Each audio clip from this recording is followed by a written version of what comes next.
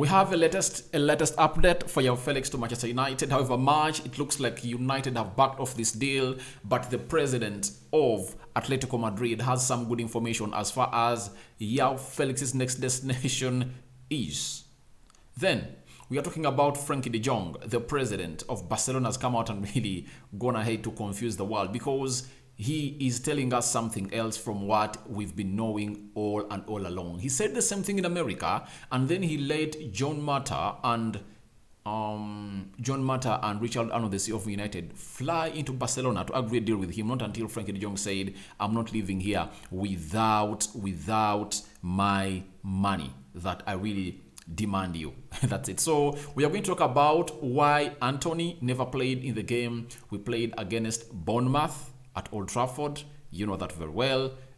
The manager told us that he had a no-call. He was kind of injured, but we finally know what really happened at that side. And smash the like button, comment, and share. If you're totally watching us for the very first time, guys, subscribe because we are left with just 100 subscribers to hit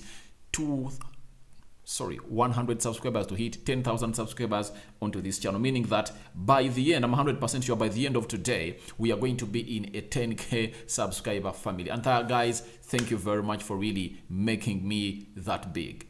Being followed by 10,000 people is not really something small, and we count from 1 to a million or to a billion. So from 1 to 10,000, it's a very, very, very, very huge milestone, guys, in a space of how many months? Because by the time I started becoming serious on this channel, we had only 1,600 subscribers. Now, that was from June.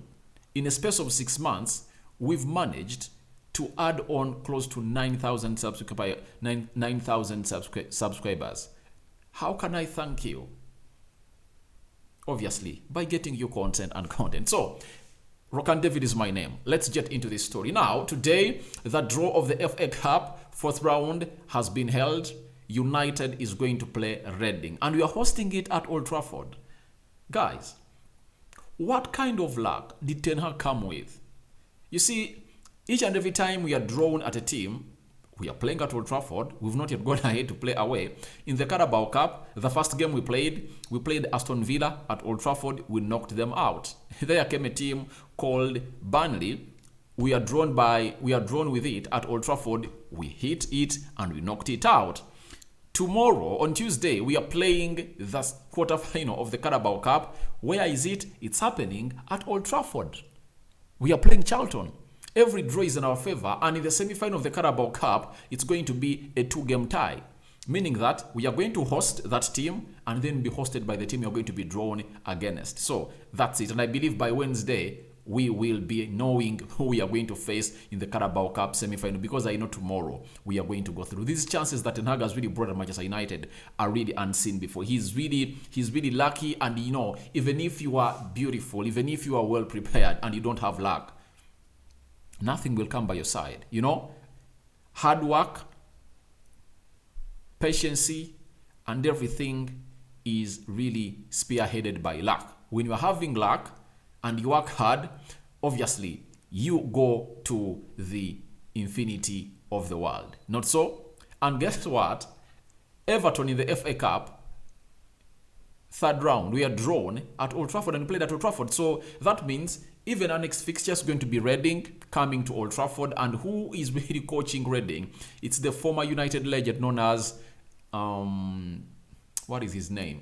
Paul Ince. Paul Ince was once a player at Manchester United and is now coming at Reading to really take on United. So that's the update for now. But Manchester United, Arsenal's going to have to face Man City.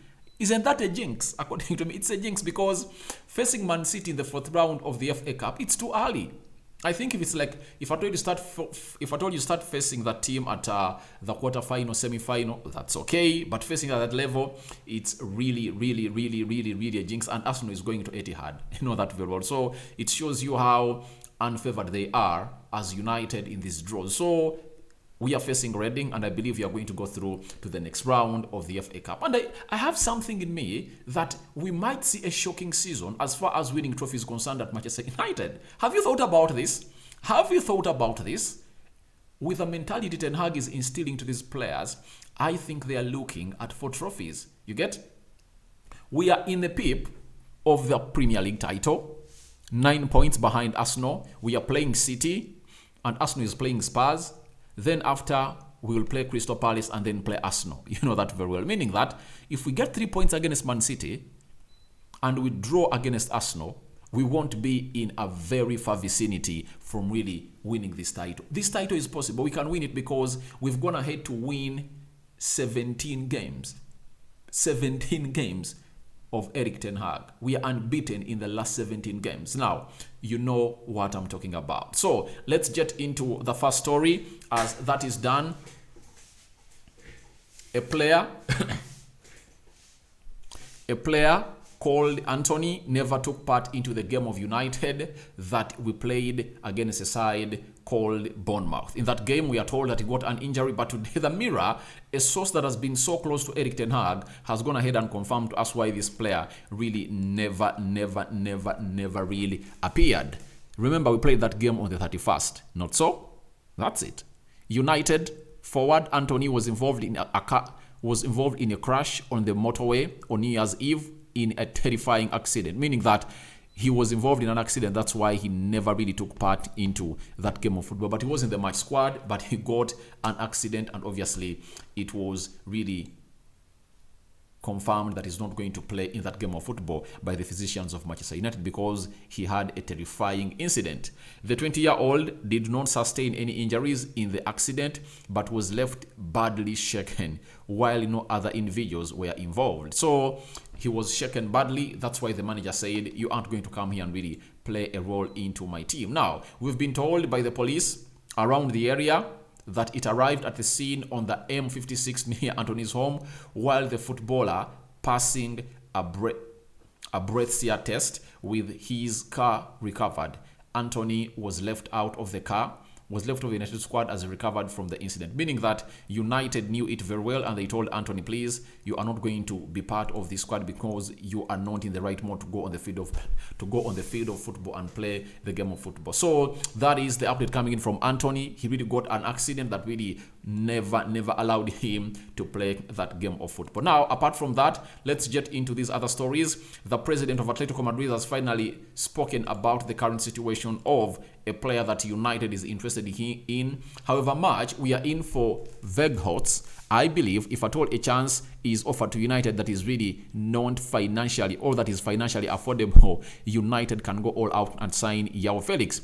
Atletico Madrid president Cerezo has told the Zen that Joao Felix's future, I always say the players play where in the club that they want. I don't know where Joao Felix wants to play. I think he's now feeling so good here at Atleti. It depends on Joao Felix and on the situation. Now, for Joao Felix and his agent, they've come out and confirmed to the club that they don't want to be playing at Atletico Madrid, meaning that Atletico Madrid is willing to move on this player. Now, this player is wanted by Manchester United, but the problem is the calls on the financial stand or the financial requests coming in from Atletico Madrid to sign Joao Felix are really ridiculous according to United. £10 million loan fee, obviously with paying a salary of £250,000 a week. Salary wouldn't have been a problem for Manchester United because they are willing to pay it. But for them, they're not willing to go ahead and really pay £10 million. They are willing to pay £4 million loan fee and really cater for the entire salary of this player. But Atletico is saying no, and we now want you to put in a buy clause. A loan with an option to buy. Now, the president looks like he's confirming to us that the player, if he doesn't want to be at Atletico Madrid, then he has to move on because they don't want to keep players who don't want to play for them. And that's why he said in the statement, I don't know where Joao wants to play. I think he's now feeling good at Atleti. Now, he said, I always say that players play where in the club that they want to play. So the player has come out through his agent and different tabloids that he doesn't want to be at Atletico Madrid. Marca has reported the story and very many others. So Joao Felix doesn't want to be at Atletico Madrid. That is another hint that the president knows about it. The player doesn't want to be here, and I know with time he's going to leave. But looks like United a little bit pulling out of the deal, but I know everything about his deal is still possible because United can turn around and shock you. Remember in the summer, from Anatovic to Rabiot, we never landed any of those. And guess who we brought in? We brought in Casemiro at 70 million pounds, and then another player called Antony at 85 million pounds. In a space of 2 weeks, a team that has been lamenting that they never had money, they went ahead to do a net spend of 150 million pounds. Where did they get that money from? And you might find that, however much they are negotiating such deals, you might find that United is going to go out and really ambush 2-3 players and deliver them at Old Trafford, because it's really visible and very vivid that if at all we get in 2 or 3 players in the summer, United can put themselves into the trophy race. 9 points ahead of Arsenal. 9 points behind Arsenal with only 17 games played. We've not yet even played half of the season games, which is 19.